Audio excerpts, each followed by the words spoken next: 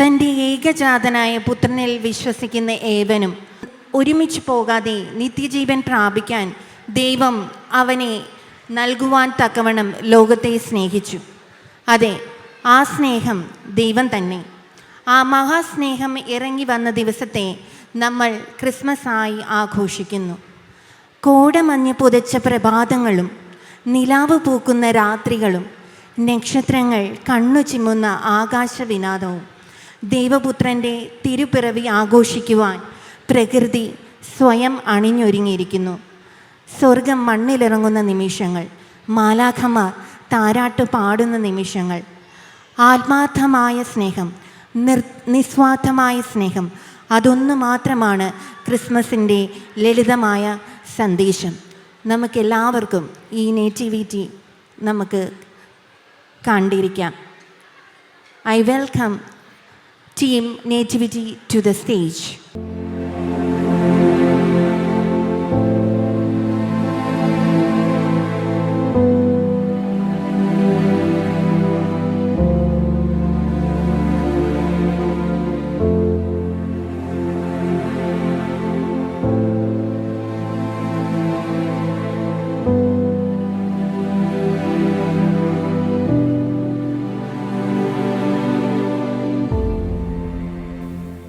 മറിയം, നീ ഭയപ്പെടേണ്ട.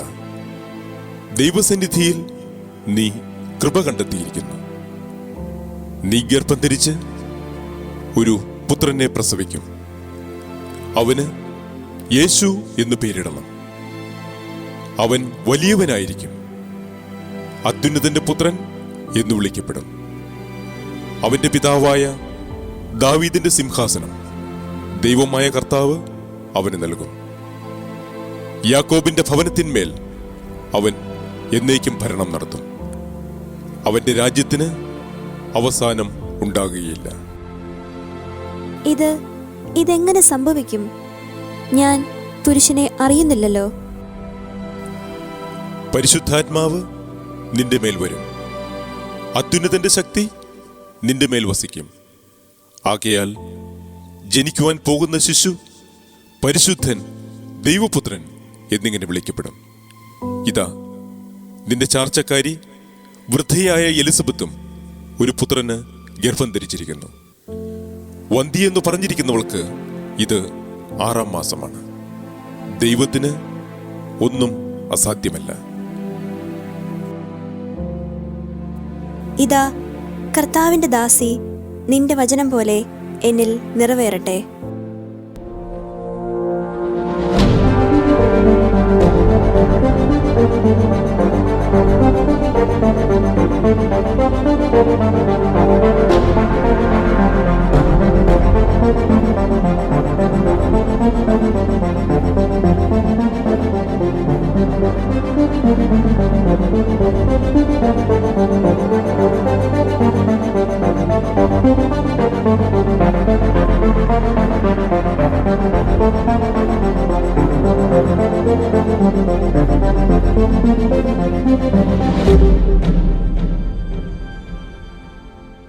ഈയൊരവസ്ഥയിൽ ഞാൻ അവളെ ഉപേക്ഷിച്ചാൽ ഈ സമൂഹം അവളെ കല്ലെറിഞ്ഞു കൊല്ലും. പക്ഷേ മറ്റൊരുവൻ്റെ ശിശുവിനെ ഉദരത്തിൽ വഹിച്ചിരിക്കുന്നവളെ സ്വീകരിക്കുന്നതും ഉചിതമല്ല. രഹസ്യമായി ഉപേക്ഷിക്കുന്നതാവും നല്ലത്.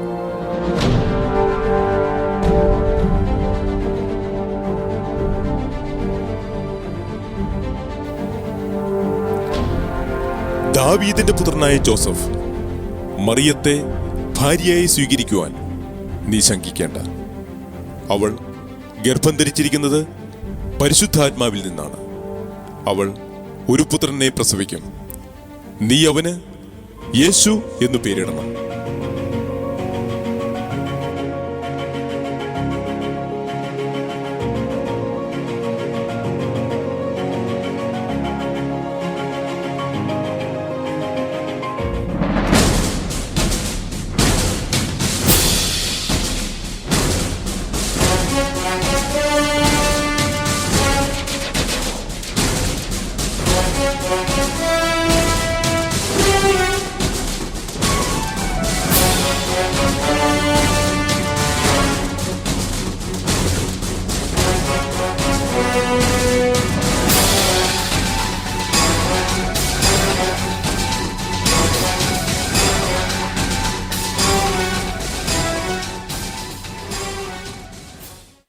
മഹാരാജാവ് അഗസ്ത്യസീസർ പുറപ്പെടുവിക്കുന്ന രാജകൽപ്പന.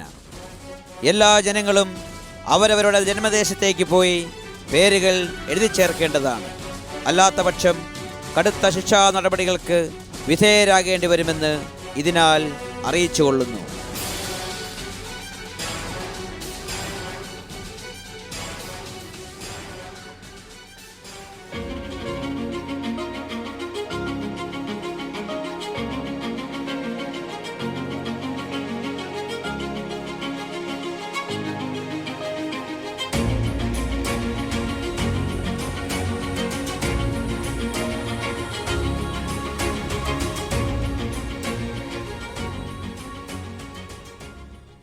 ബെത്ലഹേമിലേക്ക് ഇവിടെ നിന്ന് ഒരുപാട് ദൂരമുണ്ട്.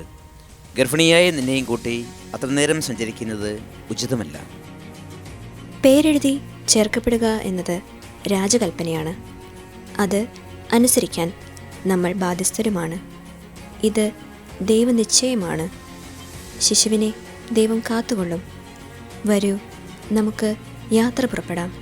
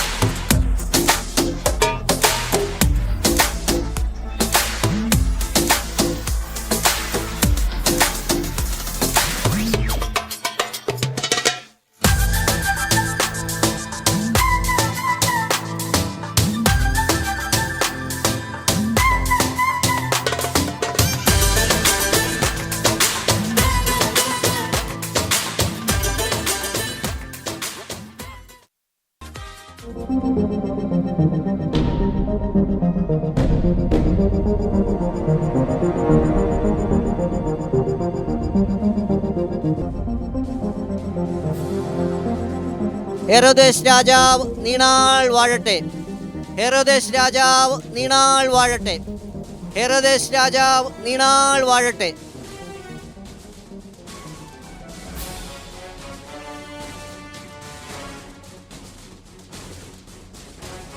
അഗസ്ത്യ സീസറിന്റെ കൽപ്പന പ്രകാരം എല്ലാം മുറ പോലെ നടക്കുന്നുണ്ടല്ലോ. ഉവ്വ് പ്രഭു, കൽപ്പന പ്രകാരം വേണ്ടതുപോലെ ചെയ്യുവാൻ ഒരു പ്രത്യേക സംഘത്തെ നിയോഗിച്ചിട്ടുണ്ട്. പ്രഭു, അങ്ങയെ മുഖം കാണിക്കുവാൻ 3 ജ്ഞാനികൾ വന്നു നിൽക്കുന്നു. അവരോട് കടന്നു വരാൻ പറയൂ. ഉത്തരവ് പ്രഭു.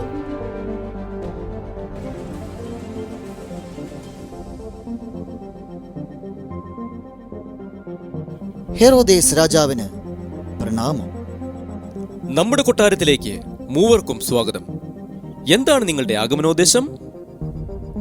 പ്രഭു, ഞങ്ങൾ പൗരസ്ത്യ ദേശത്തു നിന്ന് വരുന്നവരാണ്.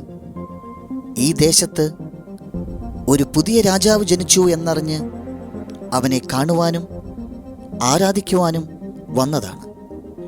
പുതിയ രാജാവോ? നമ്മുടെ കൊട്ടാരത്തിൽ അങ്ങനെ ഒരു ജനനം സംഭവിച്ചിട്ടില്ല. ഈ ദേശത്തും അങ്ങനെ ഒന്നുണ്ടായിട്ടില്ല. പിന്നെ നിങ്ങൾ ആരെക്കുറിച്ചാണ് പറയുന്നത്? ഏത് രാജാവിനെ കുറിച്ചാണ് സംസാരിക്കുന്നത്? ജനനം സംഭവിച്ചു എന്ന് ഞങ്ങൾക്ക് വെളിപാടുണ്ടായതാണ്. ശിശുവിനെ കണ്ടെത്താൻ യാത്ര തിരിച്ച ഞങ്ങൾക്ക് വഴികാട്ടിയായി കിഴക്കുദിക്കിൽ ഒരു നക്ഷത്രം കണ്ടു. ആ നക്ഷത്രം ഞങ്ങളെ ഈ ദേശത്തേക്കാണ് നയിച്ചത്. അങ്ങയുടെ കൊട്ടാരത്തിൽ അങ്ങനെയൊരു ജനനം സംഭവിച്ചിട്ടില്ലാത്തതിനാൽ ഞങ്ങളെ തിരികെ പോകുവാൻ അനുവദിച്ചാലും. നിങ്ങൾ പോയി ആ ശിശുവിനെ അന്വേഷിക്കുക. കണ്ടെത്തിയാൽ മടങ്ങി വരുമ്പോൾ നമ്മയും അറിയിക്കുക. നമുക്കും പോയി അവനെ ആരാധിക്കണം. ഉത്തരവ്.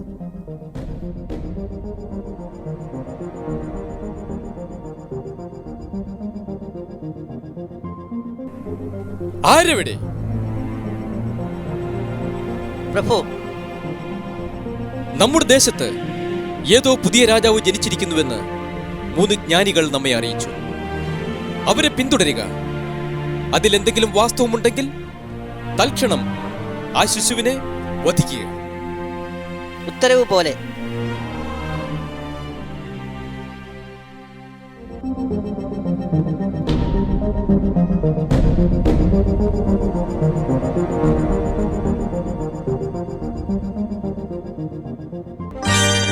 യഹൂദിയായിലെ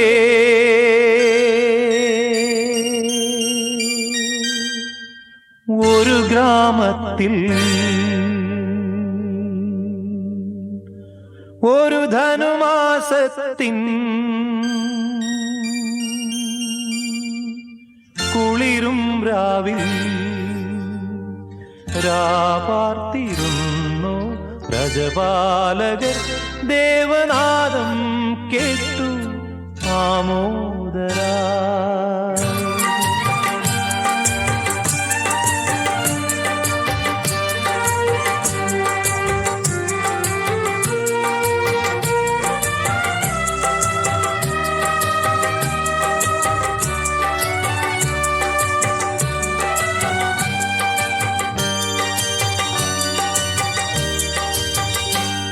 സ്വർണരാജികൾ വിടരും വാനിൽ, വെള്ളിമേഘങ്ങൾ ഒഴുകും രാവിൽ. താരക രാജകുമാരിയോടൊത്തന്നു തിങ്കൾ കലപാടി ഗ്ലോറിയ. അന്നു തിങ്കൾ കലപാടി ഗ്ലോറിയ. താരകം തന്നെ നോക്കി ആട്ടിടയർ നടന്നു. താരകം തന്നെ നോക്കി ആട്ടിടയർ നടന്നു. തേജസ് മുന്നിൽ കണ്ടു അവർ ബേഥലേം തന്നിൽ വന്നു. തേജസ് മുന്നിൽ കണ്ടു അവർ ബേഥലേം തന്നിൽ വന്നു. രാജാതിരാജന്റെ പൊൻതിരുമേനി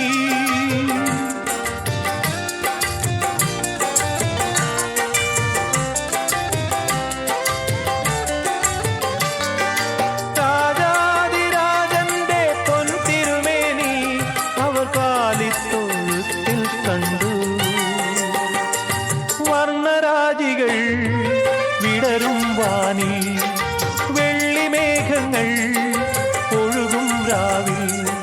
താരക രാജകുമാരിയോടൊത്തന്നു തിങ്കൾ കലപാടി ഗ്ലോറിയ. മന്നവർ മൂവരും ദാവീദിൻ സുതനേ, മന്നവർ മൂവരും ദാവീദിൻ സുതനേ. കണ്ടു വണങ്ങിടുവാൻ അവർ കാഴ്ചയുമായി വന്നു. കണ്ടു വണങ്ങിടുവാൻ അവർ കാഴ്ചയുമായി വന്നു. ദേവാധിദേവന്റെ തിരുസന്നിധിയിൽ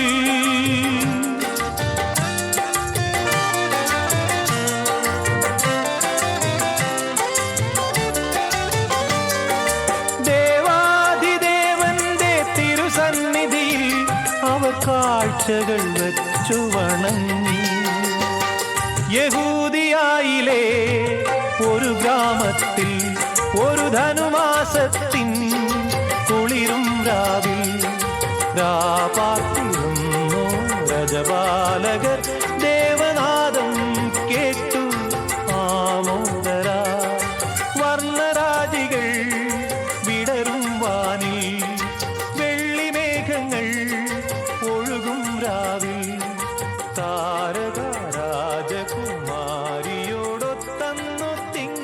തലപാടി ഗ്ലോറിയ.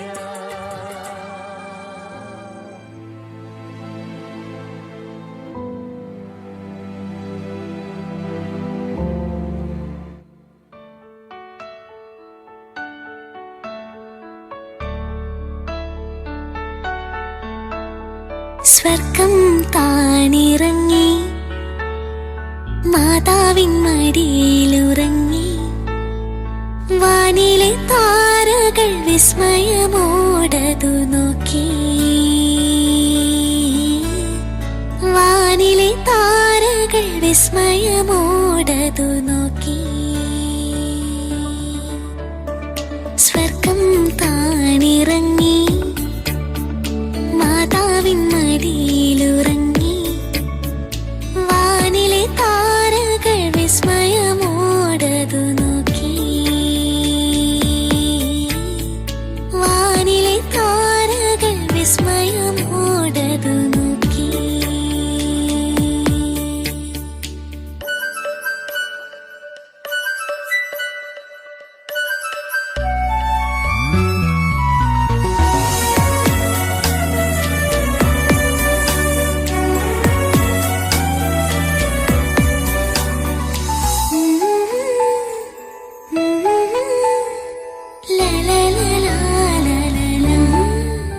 കണ്ണും കണ്ണും കാത്തിരുന്നു മണ്ണിലൊരു പൈതലിനായി, കാതോടു കാതോരം കേട്ടിരുന്നു ദൈവപുത്രൻ പിറക്കുമെന്ന്.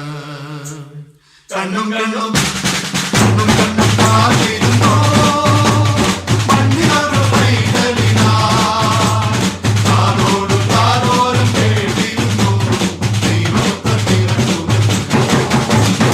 ആകാശവീതിയിൽ മാലാഖമാരവർ സ്നേഹത്തിൻ നിറകുടമായി താരാട്ടുപാടി ഉറക്കിടുവാനായി പലതാരിൽ നിലച്ചിരുന്നു. ആകാശവീതിയിൽ മാലാഖമാരവർ സ്നേഹത്തിൻ നിറകുടമായി താരാട്ടുപാടി ഉറക്കിടുവാനായി പലതാരിൽ നിലച്ചിരുന്നു. നല്ല സ്നേഹത്തിൽ തന്ന നല്ല നാഥനിൽ പാടി സ്തുതിക്കാം. നല്ല സ്നേഹത്തെ തന്ന നല്ല നാഥനി മെല്ലെ രാവിൽ പാടി സ്തുതിക്കാം.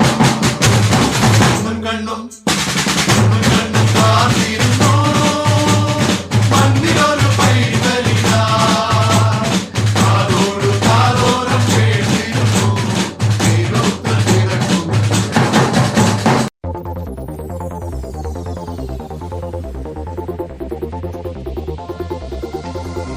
അന്നൊരു നാളിൽ മിന്നണരാവിൽ കന്നാലിക്കൂട്ടിലൊരുണ്ണി പിറന്നേ. മഞ്ഞണിപ്പൂക്കൾ പുഞ്ചിരിക്കുമ്പോൾ മണ്ണിന്റെ നായകനുണ്ണി പിറന്നേ.